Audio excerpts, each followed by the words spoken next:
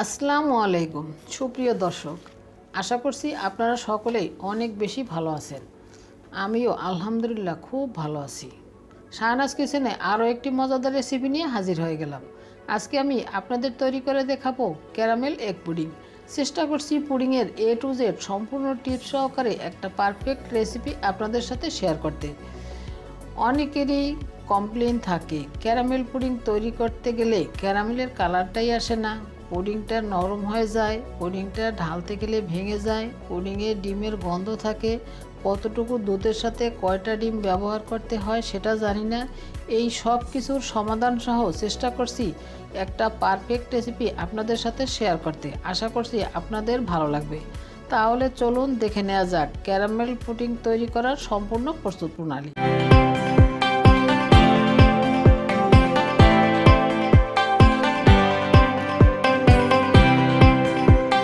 প্রথমে পুডিং তৈরি করার জন্য চুলায় একটি হাঁড়ি বসিয়ে দিয়েছি। এর মধ্যে আমি দিয়ে দিচ্ছি 1 কেজি পরিমাণ লিকুইড গরুর দুধ। এখন একটু মিশিয়ে নিচ্ছি আর দুধ ফুটে ওঠা পর্যন্ত অপেক্ষা করছি। এই তো এরই মাঝে দুধটা ফুটে উঠেছে। এখন এই দুধ একটুখানি জাল করে আমি ঘন করে নেব। এখানে আমি 1 কেজি দুধ ব্যবহার করেছি।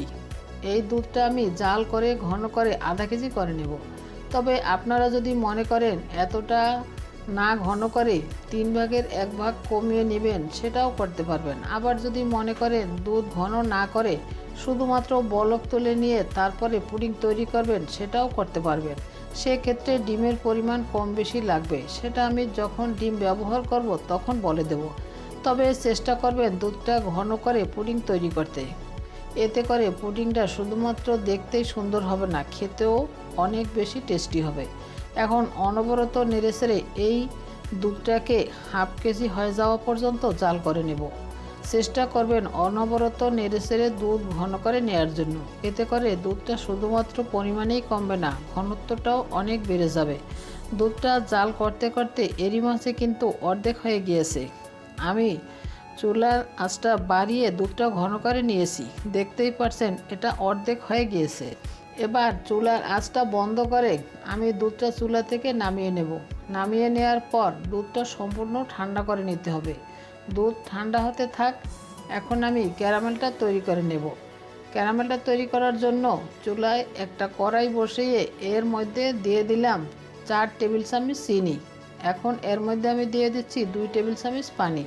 চেষ্টা করবেন ক্যারামেল তৈরি করার সময় চিনির সাথে একটু পানি দেওয়ার জন্য। এতে করে আপনি একটু সময় নিয়ে ক্যারামেলটা তৈরি করতে পারবেন, আর এতে করে কালারটাও নষ্ট হয়ে যাওয়ার ভয় থাকে না। আস্তে আস্তে চিনিটা গলে প্রথমে দেখবেন চিনিটা শিরায় পরিণত হবে, তারপর শিরাটা আস্তে আস্তে ঘন হয়ে তারপর আস্তে আস্তে কালারটা আসতে শুরু করবে। যখন এরকম কালারটা আসতে শুরু করবে তখন ওই পর্যায়ে আমি একটু নেড়ে দিচ্ছি, কারণ মাঝখানটায় কালার চলে আসছে, সাইডগুলিতে কিন্তু কালার আসেনি। এভাবে একটু নেড়ে চেড়ে মিশিয়ে দিলে সেক্ষেত্রে সব সাইডে সমানভাবে কালারটা আসতে পারে। যখন ক্যারামেলে এরকম একটা লাইট কালার চলে আসবে তখন ওই পর্যায়ে চুলার জালটা সঙ্গে সঙ্গে বন্ধ করে দিতে হবে। আপনি যদি আপনার পছন্দ মতো কালার আসার পর চুলার জালটা বন্ধ করে দেন, সেক্ষেত্রে চুলার তাপ আর আপনি যে হাঁড়িতে ক্যারামেলটা তৈরি করছেন সেই হাঁড়ির গরমেই কিন্তু ক্যারামেলটা নষ্ট হয়ে যেতে পারে। সেজন্য এরকম একটা লাইট কালার আসার সঙ্গে সঙ্গে চুলার জালটা বন্ধ করে দিতে হবে এবং এটাকে অনবরত নাড়তে চাড়তে থাকবেন। দেখবেন অটোমেটিকলি হাঁড়ির গরমে কালারটা চেঞ্জ হয়ে গিয়েছে এবং দেখতেই পারছেন এখন কালারটা কতটা পারফেক্ট হয়েছে। একদম পুড়েও যায়নি, আবার একদম লাইটও হয়নি। এবার এই ক্যারামেলটাকে সরাসরি একদম গরম অবস্থায় যে পাত্রে পুডিংটা তৈরি করবেন সে পাত্রে ঢেলে দিতে হবে এবং সঙ্গে সঙ্গে এটাকে স্প্রেড করে দিতে হবে। এবং দেখতেই পারছেন ক্যারামেলটা কত সুন্দর একটা পারফেক্ট কালার হয়েছে। অনেক বেশি লাইটও না, আবার একদম পুড়েও যায়নি। আপনারা হয়তো দেখেই বুঝতে পারছেন কালারটা কত সুন্দর এসেছে। এখন এই বাটিটাকে ক্যারামেল সহ সেট হওয়ার জন্য একটা সাইডে রেখে দেব। এখন আমি পুডিং এর মিশ্রণটা তৈরি করে নেব। এর জন্য একটি মিক্সিং বোলের মধ্যে আমি নর্মাল তাপমাত্রার 4টি ডিম নিয়ে নিচ্ছি। এখন এর মধ্যে দিয়ে দিচ্ছি 1 চা চামচ ভ্যানিলা এসেন্সটা ব্যবহার করেছি ডিমের গন্ধটা যাওয়ার জন্য। ভ্যানিলা এসেন্স না থাকলে এখানে আপনারা 1 চা চামচ লেবুর রসও ব্যবহার করতে পারেন, এতে করেও কোনো রকম ডিমের গন্ধ থাকবে না। আমি এখানে 1/3 কাপ পরিমাণ চিনি দিয়ে দিচ্ছি, তবে চিনিটা আপনারা আপনাদের স্বাদ মতো বাড়িয়ে কমিয়ে দিতে পারবেন। ডিমের সাথে চিনিটা মিশিয়ে যাওয়া পর্যন্ত এভাবে নেড়েচেড়ে মিশিয়ে নিতে হবে। আমি এখানে 1 কেজি দুধ জাল করে ঘন করে আধা কেজি করে নিয়েছি, আর তার জন্য 4টা ডিমই যথেষ্ট পুডিংটা সেট হওয়ার জন্য। আপনি যদি দুধটা জাল করে 3 ভাগের 1 ভাগ কমিয়ে নেন, সেক্ষেত্রে আপনি 5 থেকে 6টি ডিম ব্যবহার করতে পারবেন। আর যদি মনে করেন একদমই দুধ ঘন করবেন না, শুধুমাত্র ফুটিয়ে নেবেন, সেক্ষেত্রে 7 থেকে 8টি ডিমও লাগতে পারে যদি ডিমের সাইজ ছোট হয়। ডিমের পরিমাণটা বলে দিলাম, কতটুকু দুধে কয়টা ডিম ব্যবহার করতে হবে। এটা মাথায় রেখে পুডিংটা সেট করলে আপনাদের পুডিং আর ভেঙে যাবে না, একদম পারফেক্ট হবে। ডিম আর চিনি ভালোভাবে মিশে যাওয়ার পর সেই আগে যে দুধটা জাল করে ঘন করে সম্পূর্ণ ঠান্ডা করে রেখেছিলাম, সেই দুধটা এখন অ্যাড করে দিচ্ছি। দুধটা আমি সম্পূর্ণ ঠান্ডা করে নিয়েছি। অবশ্যই এখানে ঠান্ডা দুধটা ব্যবহার করতে হবে, তা না হলে ডিমের মধ্যে দেওয়ার পর এটা জমাট বেঁধে যাওয়ার ভয় থাকে। এবার ডিম দুধ একসাথে আরও একটু মিশিয়ে নিলেই কিন্তু পুডিংয়ের জন্য মিশ্রণটা একদম রেডি হয়ে যাবে। তো আমার পুডিংয়ের মিশ্রণটা একদম রেডি হয়ে গিয়েছে। এবার আমি এই বাটিটাকে সরিয়ে নিচ্ছি, আর এরই মধ্যে আমার ক্যারামেলটাও একদম সেট হয়ে গিয়েছে। আপনারা দেখতেই পারছেন ক্যারামেলের কালার কত সুন্দর একটা কালার এসেছে। ক্যারামেলটাও পারফেক্টলি সেট হয়ে গিয়েছে। এবার একটা ছাঁকনি আমি এর উপরে বসিয়ে দিচ্ছি, আর এই ছাঁকনির উপরে পুডিংয়ের মিশ্রণটা ঢেলে দিচ্ছি। এতে করে এই ডিম ও দুধের মিশ্রণের মধ্যে কোনো লাম্পস থাকলে সেটা এর মধ্যে আটকে যাবে এবং পুডিংয়ের ভিতর অনেক বেশি মসৃণ হবে। দেখেন এরকম কিছুটা লাম্পস আটকে গেছে, আর এই লাম্পসগুলিকে আমি এখন ফেলে দেব। এখন এই বাটিটাকে আমি একটা ঢাকনা দিয়ে ঢেকে দিচ্ছি। আপনারা যদি ঢাকনাওয়ালা বাটি ব্যবহার করতে না চান, সেই ক্ষেত্রে ফয়েল পেপার দিয়ে ঢেকে দিলেও হবে। অবশ্যই ঢেকে দিতে হবে, তা না হলে ভাপিয়ে নেওয়ার সময় পুডিংয়ের মিশ্রণের মধ্যে পানি চলে আসবে। পুডিংটা বেক করার জন্য আমি চুলায় একটা হাঁড়ি বসিয়ে দিয়েছি, আর এই হাঁড়ির মধ্যে একটা কিচেন টাওয়েল বসিয়ে দিয়েছি। এখন হাঁড়ির মধ্যে কিছুটা পরিমাণে পানি দিয়ে দিলাম। এবার আমি বাটিটা বসিয়ে দিচ্ছি।